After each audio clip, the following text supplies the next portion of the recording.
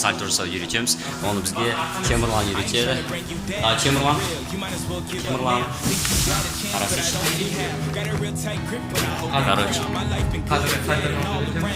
Өзім профессионалсыз. Үйретуге тырысар едім. Давай. Сәлем, Майк Эдерем Реалтидің подписчиктері. Қазір артқа сальто ойнауды қысқаша үйрететін болам. Мен практически оны кәдімгі біреуден үйренген жоқпын, жай өзіммен үйренген тәсілмен үйретемін. Негізінде басында стандарт істер жасап үйренуге. Мысалға арқамен былай түсу.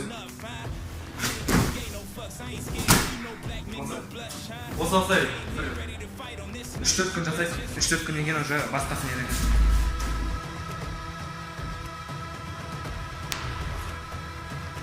Содан кейін балнақсыны үйренесің. Оны сразу үйренмейді ешкім, уақыт өте келе. Ал алдына сальто ойнау қиынырақ, чем артқа. Артқа айналған кезде сен өз аяғыңды лақтырғаннан саған оңайырақ болады да, ал алдымен кішкене қиындау болады. Саған мәселен, биік жерден айналған кішкене легче, оңайырақ.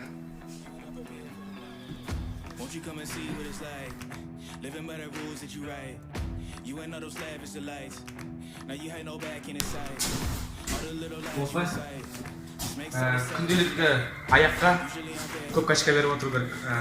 Приседания, секіру, скакалка секірудің арқасында сен аяғына качка берген арқылы өзің шынықтырасың, көп жүгіру керек. Бірақ уақыт өте келе бұның өзі әсер етпей қалады, сондықтан әртүрлі жаттығу залдарына барып аяққа качка беріп отыру керек. Достар, осы видеомыз аяқталды және Темірлан айтқанын орындайтын болсаңыздар, онда сіздер барынша қанша уақытта үйрену болады? Егер тырысатын болсаң, бір аптаның ішінде үйрену болады. Бір аптада үйренсеңіздер болады. Жұмыс істеуді тоқтатамыз, сау болыңдар. They'll be saying, oh Lord, here they come. Yeah, here we come. Here we come. Here we come. Here we come.